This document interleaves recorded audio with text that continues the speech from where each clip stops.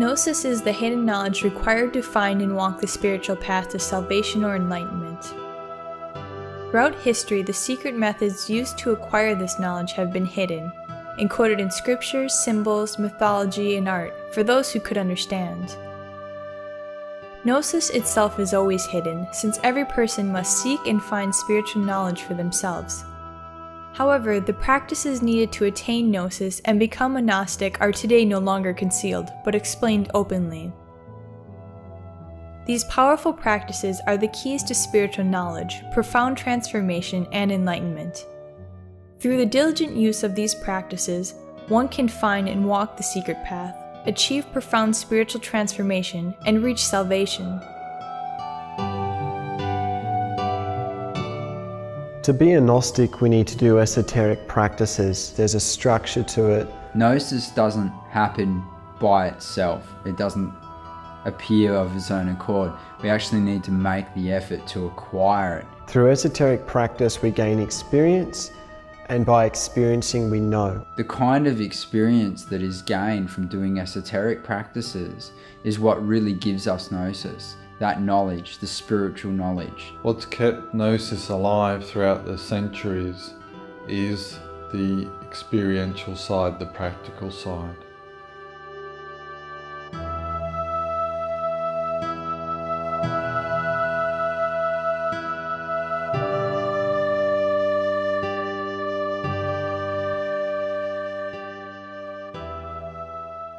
Gnosis is about inner change. If we can see what is within us, we can change it. But we can't change if we cannot see what is within. It is through looking within, seeing and reflecting that we can know ourselves, something which is emphasized throughout Gnostic literature. Doing this requires the practice of self-observation and awareness. In Gnostic texts, you find references to the need to know yourself, to know who you are. Some of the practices that we use to help us to do this are self-observation and awareness. In order for us to understand who we are, we need to gain direct experience of who we are. To be able to do this, it requires the consciousness to be active. And when that consciousness, that divine spark within a person is active, that's what Gnostics refer to as awareness. When a person is aware, they're fully in the present moment, without thoughts of the future or the past coming into the mind, aware of the impressions coming in through the different five senses, and simultaneously aware of the different thoughts and feelings arising within. Self-observation is being able to observe within us to see our own psychology in action. Observing the states of the psyche, the comings and the goings of the different thoughts and the changing emotions. And be able to detach ourselves from those so that we're able to eventually get rid of those unnecessary or negative thoughts and feelings and replace them with consciousness. This self-observation and awareness are both two parts of the same thing, being aware of our internal and external worlds.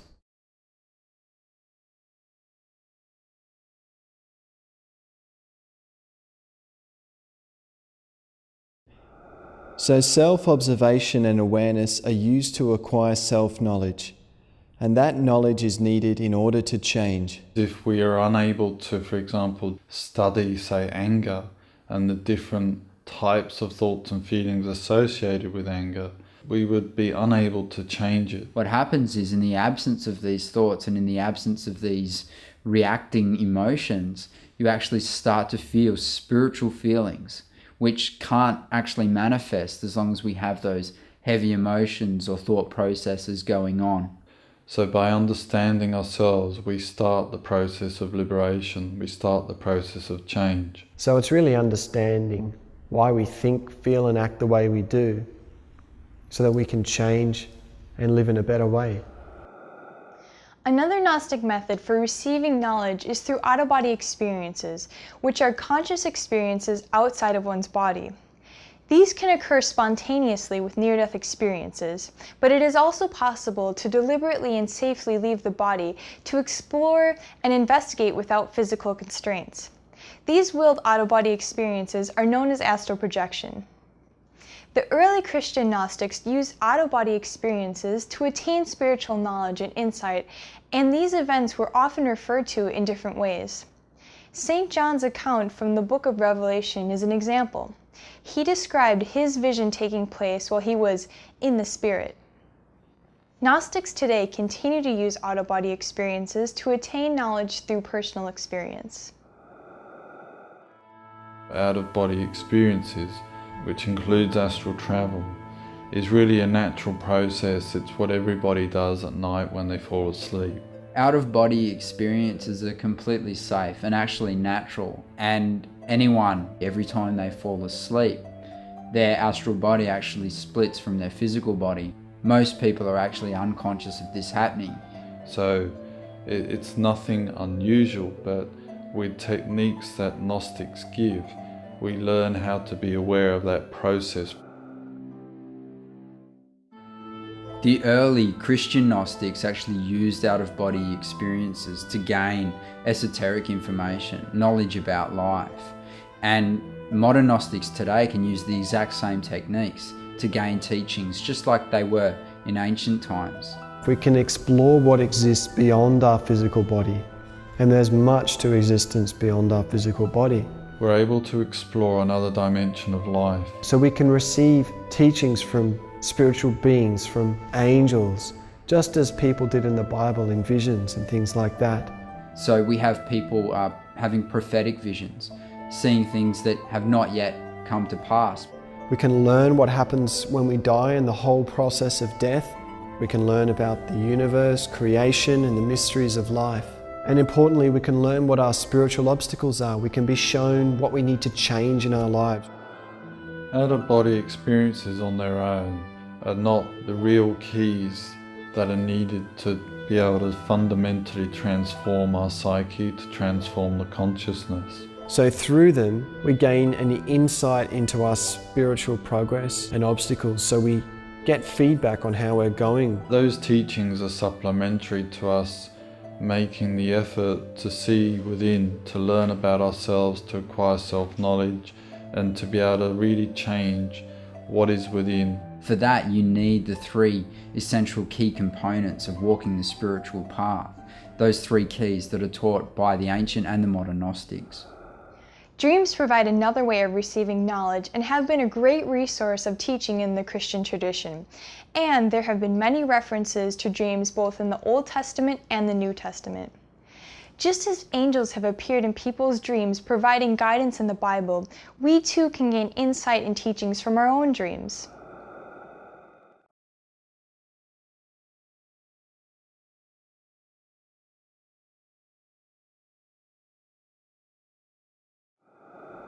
So there are a number of accounts throughout the Bible, not only in the New Testament but also in the Old Testament, of people receiving visions from angels. And most of these visions are given to them through dreams. Dreams were actually valued very highly. It's clear from reading the Bible that people get guidance through dreams. It wasn't until later in Christian history that dreams began to become distrusted. In the beginnings of Christian history, dreams were valued quite highly because of the information that was given to people through dreams. We can receive teachings and dreams too, just as people did in the Bible. Using our dreams for personal learning is really a practical way that the ancient Gnostics and even modern Gnostics today actually use to gain insight. We're trying to learn from our dreams, we're trying to understand them. And quite often these dreams can be extremely symbolic and esoteric. Many people say that they don't dream, but usually what happens is, through deep sleep, those dreams that people have are often forgotten. Modern Gnosticism teaches techniques to enable people to remember their dreams. By taking up the Gnostic spiritual work, we can have clearer and more meaningful dreams, and we're more in a position to understand them too. Personal transformation is at the heart of Gnosticism. Gaining knowledge and seeing what is within is important, as it opens up the potential to change. However, it's not enough in itself. We need something more to change the fundamental makeup of our psychology. The negative elements of our psychology need to be removed permanently. This process is known as the mystical death or inner death, because a negative part of us actually dies. This transformation of psychology is a key esoteric practice of Christian Gnosticism that has been referred to in different ways throughout history.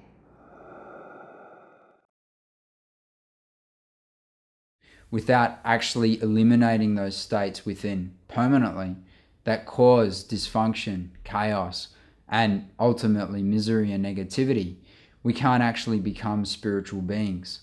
Negative elements within us need to be removed permanently.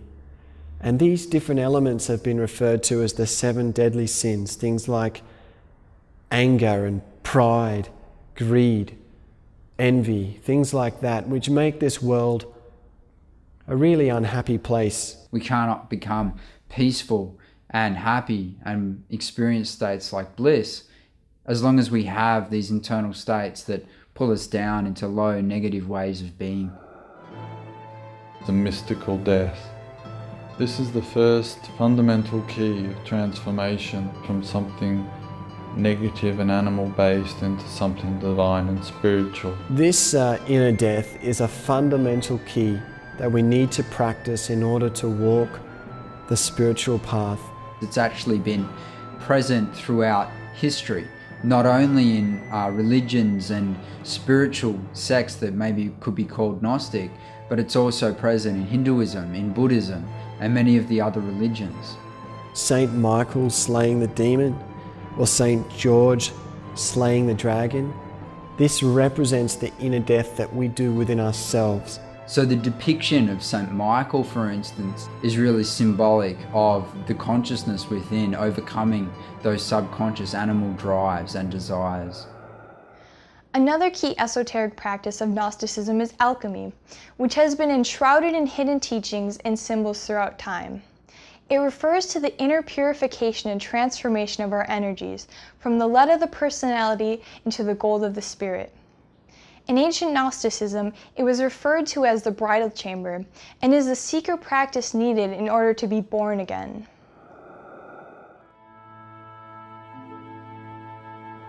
Alchemy is referred to as the second key component of walking the spiritual path, and it basically involves a profound transformation of the energies within the psyche.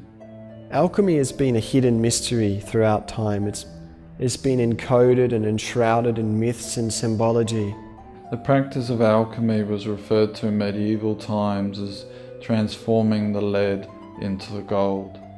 But this really was an allegory for an internal transformation that people on the path undertake. The alchemy in the past has been one of the most secret and hidden of the keys. So there's lots of symbols, alchemical symbols that relate to this practice. For example, the Holy Grail, the Philosopher's Stone, which is also the stone that the builders rejected, referred to in the Bible. The cross is an alchemical symbol. The lance, the serpent. And the staff of Caduceus, which is a very common symbol.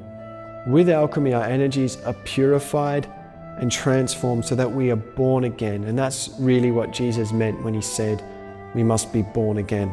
In ancient Gnosticism and in the ancient Christian Gnostic texts, alchemy is often referred to in terms of the bridal chamber. With this practice, the inner parts are created within us, which are needed for us to incarnate the divine into us. So this is what Jesus meant when he spoke about the bridal garments. And without this, it's impossible to fundamentally transform ourselves and change. We need the esoteric practices that are given in Gnosticism in order to penetrate into the hidden side of the teachings and into the hidden side of life. And throughout all of history, people seeking that gnosis, that spiritual knowledge, have always used these same simple techniques. The essential exercises of gnosis are summarized symbolically in the birth, death, and resurrection of Jesus. So there are 3 key practices required to walk the spiritual path and to awaken, and these have been referred to throughout history in different ways. Modern Gnostics today call these 3 keys the mystical death, the practice of alchemy, and the sacrifice for others. That sacrifice basically involves helping others spiritually So the more we can help other people spiritually, then we in turn get helped by spiritual beings. These 3 keys are then supplemented with many different exercises and practices. With these simple but powerful practices, we can transform ourselves into something much more spiritual. And we can reach to this hidden and secret knowledge that has been spoken about and that Jesus and his disciples taught of. This allows us to become Gnostics, people who know in the true sense of the word. Gnosis has been taught in many different forms across time and cultures, and although the symbols may vary, the practices at their root are the same. In modern Gnosticism, these practices are taught clearly and plainly for all to try. By taking the free 8-week courses offered by the Gnostic Movement, online or in a Gnostic center, you can learn the practices mentioned in this series and explore them in depth. Through carrying out these practices, you can truly learn to be a Gnostic and do what every Gnostic throughout history has wanted, to seek and find their own personal experience of spirituality. Well, that concludes this series on Christian Gnosticism.